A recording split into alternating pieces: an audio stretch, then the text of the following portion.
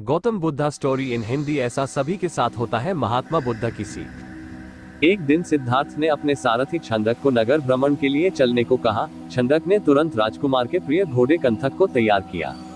उस पर राजकुमार को सवार कराकर वह नगर भ्रमण के लिए चल पड़ा।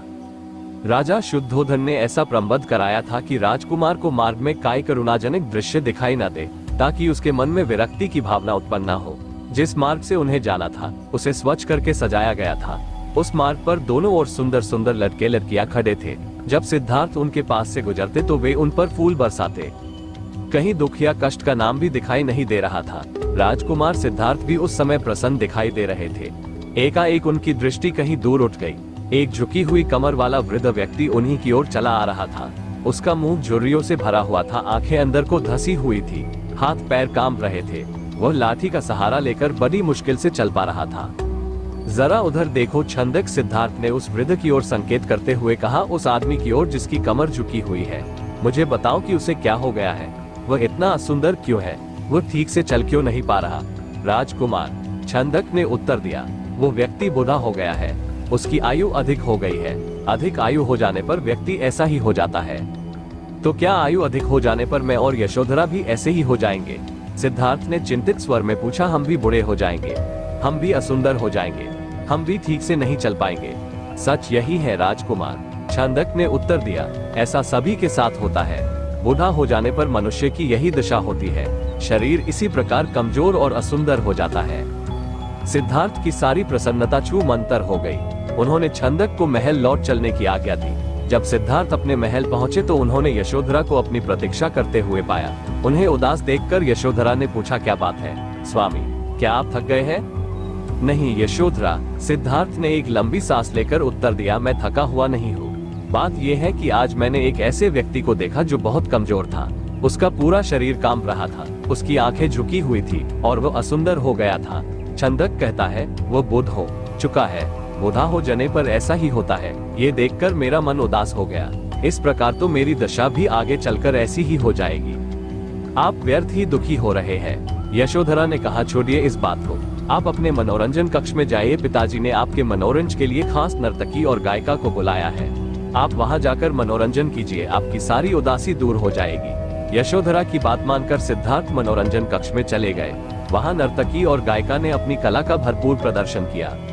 उन्होंने सिद्धार्थ की उदासी को दूर करने का पूरा प्रयास किया, लेकिन सिद्धार्थ की उदासी दूर न हुई। उनकी आंखों के सामने रह रहकर वही वृद्ध व्यक्ति घूम रहा था जिसे उसने मार्ग में देखा था।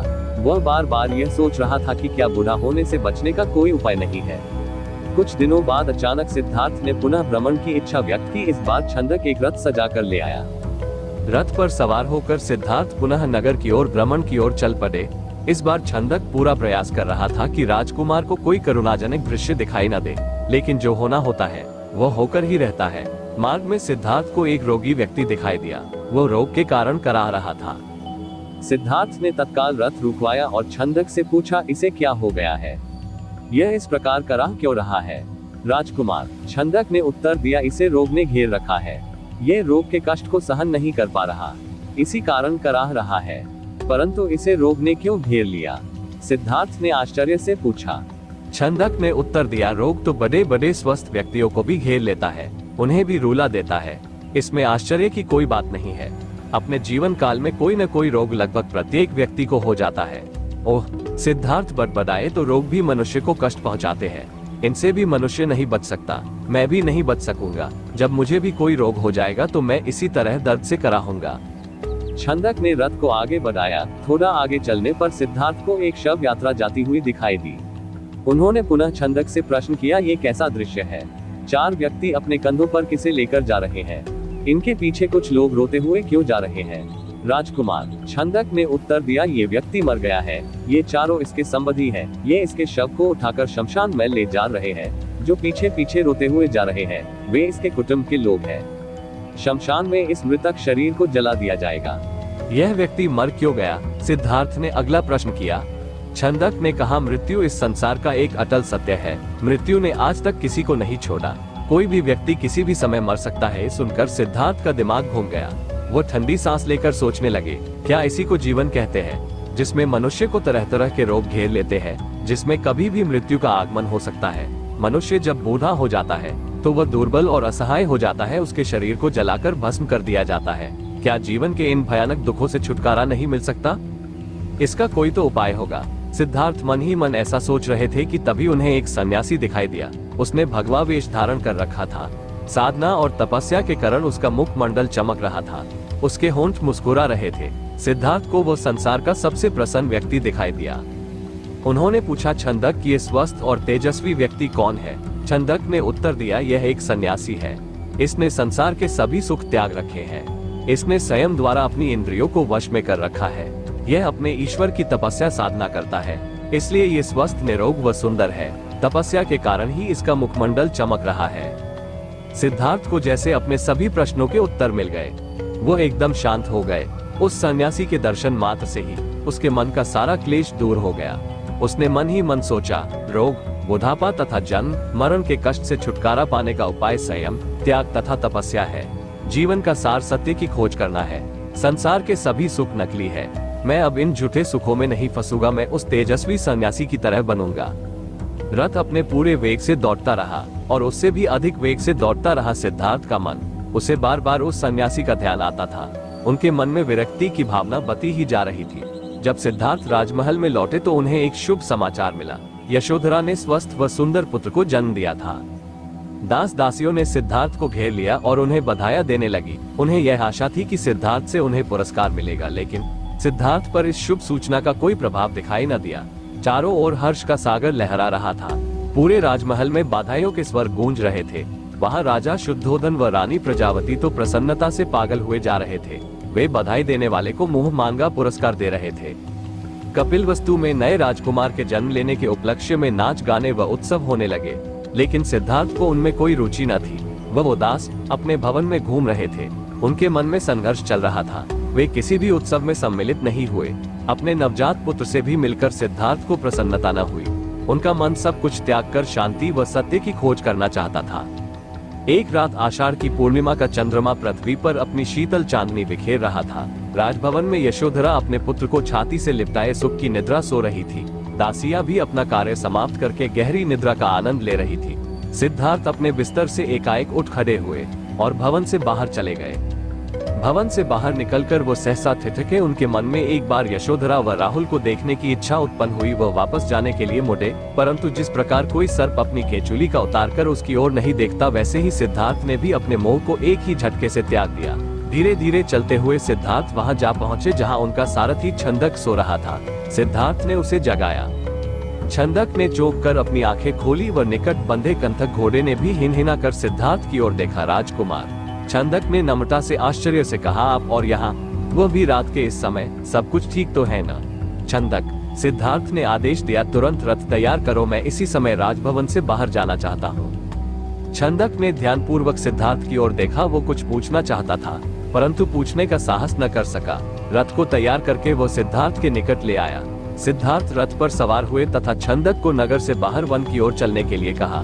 चारों ओर गहरा अंधकार था। वहाँ सन्नाटा छाया हुआ था। जंगली जीव जंतुओं की आवाजें कभी कभी सन्नाटे को भंग कर देती। वातावरण बहुत डरावना हो जाता। घने जंगल के निकट सधियोक ने छंदक को रथ रोकने का आदेश दिया। रथ रुकते ही सिद्धार्थ नीचे उतर आए। सामने ही यमुना नदी अपने पूरे वेग से बह रही थी। उस समय वे अनुप्रिय नामक स्थान के निकट खड़े थे। सिद्धार्थ ने अपनी राजसी वेशभूषा उतार दी। साथ ही उन्होंने एक एक करके अपने आभूषण भी उतार दिए। अपने वस्त्र व आभूषण उन्होंने छंदक को दे दिए तथा लौट जाने का आदेश दिया। छंदक सिद्धार्थ के पैरों में गिरकर फुट कर रोने लगा। वह हाथ जोड़कर कहने लगा, यह आप क्या कर रहे हैं राजकुमार? जब आपके माताजी व पिताजी को आपके सन्यासी बन जाने की बात का पता चलेगा तो उन पर दुखों का पहाड़ टूट पड़ेगा। रानी यशोधरा पर क्या बीतेगी? आप अपना निर्णय बदल लीजिए, मेरे साथ राजमहल लौट चलिए। नहीं छंदक, सिद्धार्थ ने सुंदर व सुगंधित बालों को काटकर कहा, मैं अब नहीं लौटूंगा। मैंने सोच विचार करके ही यह निर्णय लिया है। मैं सत्य व ज्ञान का मार्ग खोजना चाहता हूँ, जिससे मानव शांति पा सके। तुम आंसू पोंछ लो और राजभवन लौट जाओ। छंदक को सिद्धार्थ की आज्ञा का पालन करना पड़ा।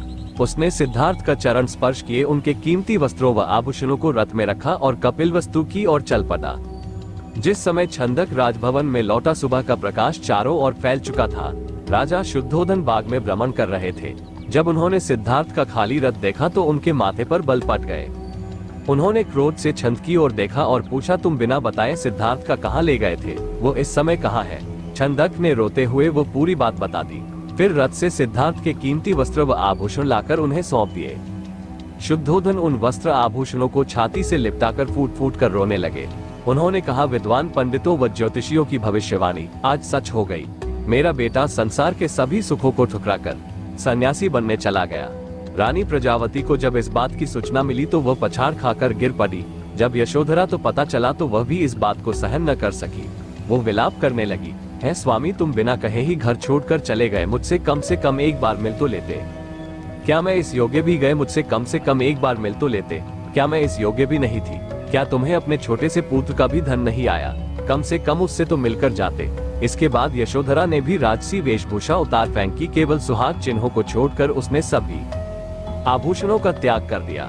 वो साधारण भोजन करती तथा पृथ्वी पर सोती। उसकी ये दशा देखकर प्रजावती बहुत दुखी होती। वो यशोधरा को छाती से लगाकर रो पड़ती और अपने स्वास्थ्य का ध्यान रखने के लिए कहती, ये तेरे खेलने खाने की आयु है बहू। वे यशोधरा से कहती, परंतु तूने तो सिद्धार्थ की तरह ही संसार के सभी सुख छोड़ दिए। क्या ये ठीक है? इस तरह रहने से क्या तुम बीमार नहीं पड़ जाओगी? तब राहुल की देखभाल कौन करेगा? माताजी, यशोधरा उत्तर देती, मेरे पति अब सन्यासी बन चुके हैं।